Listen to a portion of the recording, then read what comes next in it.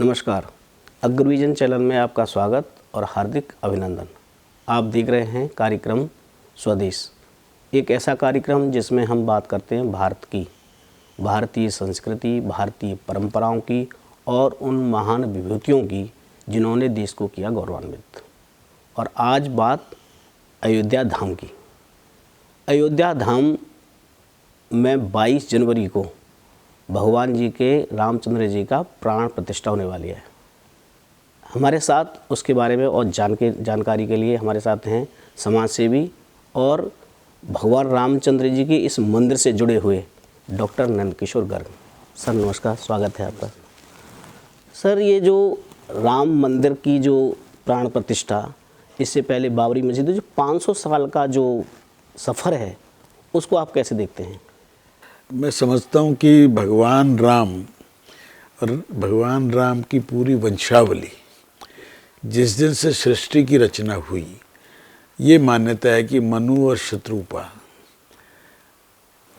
अयोध्या धाम में ही सबसे पहले उनका दोनों थे और वहीं से ये वंश चला, जिसमें भागीरथ भी हुए जो गंगा को तपस्या का अर्थ मेहनत करके नीचे तक लाए थे और गंगा सागर ले।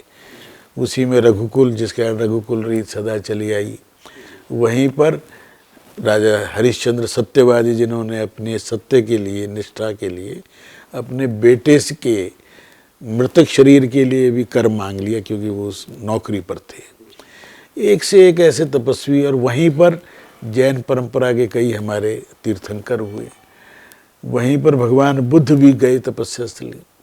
गुरु नानक स्वयं वहाँ गए थे और उन्होंने देखकर पहली बार उन्होंने कहा था कि बाबर, तू तो जाबर है और तैने यहाँ पर क्यों कब्जा किया आके, खुरासान से, मतलब वहाँ से आके यहाँ कब्जा किया तैने। तो ऐसी अयोध्या के ऊपर लगभग 497 साल से लगातार संघर्ष हुए, 77 संघर्ष हुए।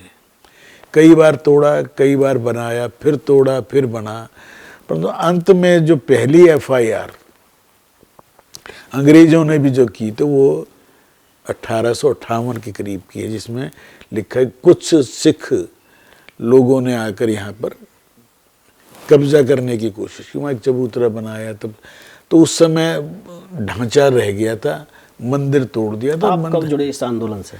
मैं जिस दिन से ये आंदोलन, मैं समझता हूँ, फिर से शुरू हुआ 1983-84 के आसपास, जब मीनाक्षीपुरम घटना के बाद बोट क्लब पर एक पहला कार्यक्रम पड़ा हुआ, तो वहाँ एक संकल्प हुए थे ये, और इस संकल्प में ही था कि तीनों ये मुक्त कराने हैं, अयोध्या, मथुरा और काशी। ये तीनों ही हमारे आराध्य हैं। एक भगवान शिव की काशी, जो प्राचीनतम नगरी मानी जाती है, राम का अयोध्या, और मथुरा में भगवान कृष्ण का।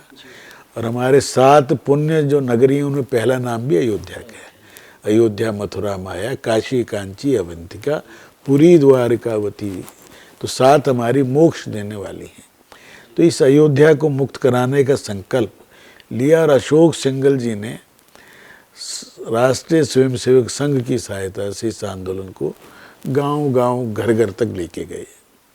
घर-घर से पहुँचे, हर गांव से ईंटें इकट्ठी की और बड़ा लंबा आंदोलन चला। कोर्टों के अंदर मामले थे, मैंने बताया 1858 से ही FIR है।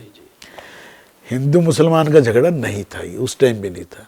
तो पहले 2 लोगों को फांसी पर अंग्रेजों ने लटकाया, उसमें एक अमीर अली भी थे और एक संत थे, कि ये तो मिल के चलना चाह रहे हैं। अवध की संस्कृति और लखनऊ की जो एक ही है संस्कृति, इसमें भी आप देखते होंगे कि भाईचारे का संदेश ज़्यादा है। असली जो गंगा यमुना की बात करते हैं, वो भी वहीं आपको नज़र आएगी, क्योंकि वहाँ पर शिया नवाब हुए हैं ज़्यादातर, जो भारत की उसके अंदर रचना बसना चाहते थे। तो मेरा मानना है कि सारे संघर्षों से निकलकर सर्वोच्च न्यायालय से जो एक अच्छा फैसला आया, जिसको सभी ने स्वीकार किया, कुछ कट्टरपंथी इस्लाम मानने वालों को छोड़कर साधारण मुसलमान ने भी, और जो पिटिशनर था अंसारी, वो भी भगवान श्री राम का जयकारा लगा रहा था पिछले हफ्ते, और वो उसको इनविटेशन भी है और वो जाएगा। भारत के अंदर, क्यों, भारत के खून में है, भारत के DNA में है, सबको साथ लेके चल। कोई अंतर नहीं मानते हम, किसी को किसी रूप में मानो, किसी भगवान को मानो, अपना नया भगवान मान लो, नए भगवान बनते रहते हैं। जैसे शिरडी के साईं बाबा बन गए, कुछ भगवान थोड़ी है, 125 साल पहले कुछ भी नहीं थे, पर जिनकी श्रद्धा विश्वास है उनके लिए भगवान है। भारत में तो नए नए कई भगवान जेलों में भी बैठे हैं जो नकली बन गए थे। यहाँ शंकराचार्य भी नकली घूमते हैं, क्योंकि हम सबको आत्मसात करते हैं और बड़े सहनशील व्यक्ति हैं। आज अयोध्या में सब संघर्षों के बाद भारत में एक अच्छी न्याय व्यवस्था है जिसने सोच समझ के फैसला दिया। रंजन गोगोई जी जो मूल रूप से आसाम के थे, 30-40 साल पहले तक आसाम भी भारत से अलग होने की बात करता था कि हम तो मंगोल वंश के हैं, ये हैं। सारे भारत को फिर से जोड़ना, गुवाहाटी हो या ये विद्यार्थी परिषद का स्लोगन होता था हमारे टाइम में, इस देश की माटी सब एक है। और नॉर्थ ईस्ट को तो इतना बढ़िया जोड़ दिया विद्यार्थी परिषद ने, संघ ने और मोदी जी ने, कि अब नॉर्थ ईस्ट सबसे प्रोग्रेसिव 7-8 स्टेट है। बंगाल और थोड़ा आगे बढ़ेगा, आसाम बिल्कुल आगे बढ़ रहा है। जो राम थे ही नहीं ये कहने वाले करुणानिधि जैसे लोग या उनके पोते जो सनातन धर्म को कीड़ा और पता नहीं कैंसर क्या क्या बोलते थे, आज वहाँ वातावरण जाके देखिए। तमिल काशी में जो संगम हुआ दोनों संस्कृतियों में मिलाने का, हजारों लोग आ रहे हैं, जा रहे हैं, मिल रहे हैं, ये एक बहुत बड़ी राम की कृपा है। राम की कृपा में आपका भी योगदान है। अभी आप वहाँ पे एक धर्मशाला बना रहे हैं, क्या है हमारा तो ये दायित्व है। योगदान हम कौन होते हैं जो वही दे रहे हैं। मान लो 1 करोड़ रुपए आपने हमने सबने कॉलेज से दिया तो सबने दिया, 1 करोड़ हमारे ट्रस्टियों ने अलग से फिर कहा तो दिया। हम आज 12,000 गज में बहुत सुंदर श्री राम सेवा सदन बना रहे हैं, वहाँ सभी ठहरें जाके जो भी दर्शन करने जाएं, तो बहुत अच्छी चीज़ बना रहे हैं। लगभग 100 करोड़ रुपए लगेगा। अभी वहाँ प्रसाद बन रहा है, लंगर चल रहा है, थोड़ा सा हमें भी लगा ही कुछ करना चाहिए, तो सभी विद्यार्थियों की तरफ से, सभी फैकल्टी की तरफ से ट्रस्टियों ने अभी 3000 किलो देसी घी भेजा है। कि किस लिए भेजा है कि हम सब का सामूहिक दायित्व है। अब हम कॉलेज में भी उस दिन बड़ा प्रोग्राम रखेंगे और हवन रखेंगे, दिए जलाएं लोग।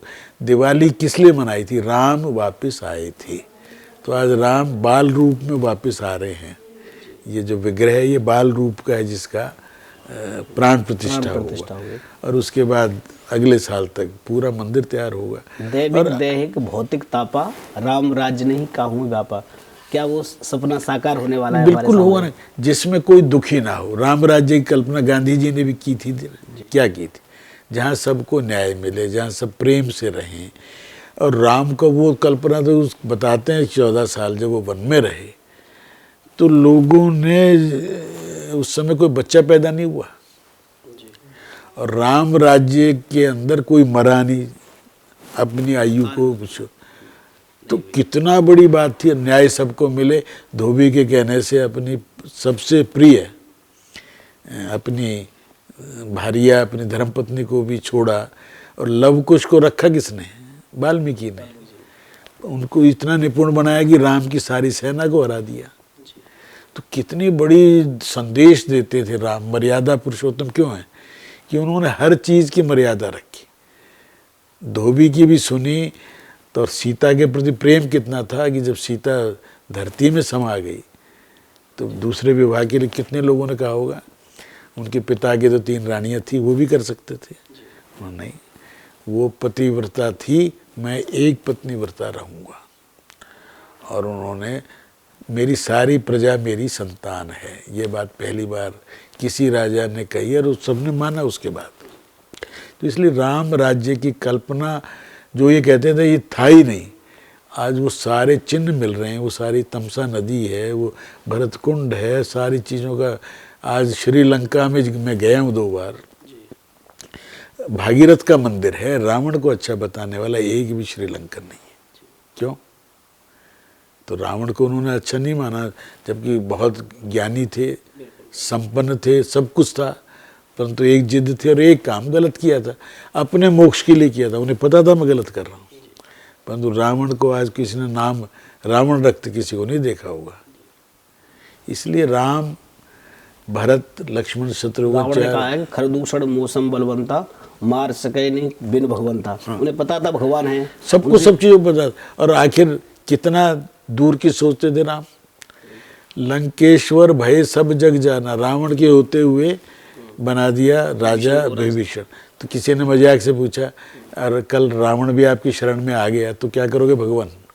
कहना मैं अपने अयोध्या राज दे दूँ, मुझे पता है भरत तो मेरी खड़ाऊ लेके गया है, मुझे जो वापस देगा मैं रावण को दे दूंगा। एक चौपाई है, जाकी कृपाल अवलेश ते मत मंद तुलसीदास हो, पायो अखिल विश्राम राम समान में नाई कहूँ। तो क्या जो मोदी जी हैं या जितने भी इस राम मंदिर में, सब भगवान की कृपा ही है कि वो लोग इसमें? उसकी कृपा के बिना तो पत्ता भी नहीं हिलता।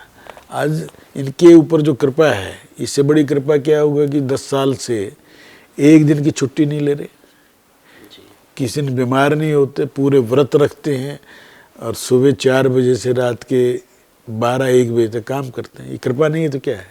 लक्ष्मी की कृपा देखो, धन कहाँ से आ रहा है कि चंपत राय जी तो अपनी नौकरी छोड़ के इसी में लग गए, उनको बताते हैं अयोध्या में विकिपीडिया है। मैं लोगों से पूछता हूँ, नरेंद्र मोदी के होने के बाद ये पैसा इतना कहाँ से आ रहा है कि विश्व की बड़ी बड़ी चीज़ें यहाँ बन रही हैं।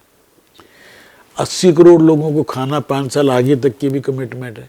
अगर आदमी संतुष्ट होकर सोएगा, चिंता नहीं रही ना उसको। कोई कहते हैं सबको क्यों दे रहे हो अनाज, जिनको पास उन्हें भी क्यों? अरे उनके पास भी रजे रहने चाहिए, भंडार इतना रहना चाहिए कि 2 साल सूखा भी पड़ जाए।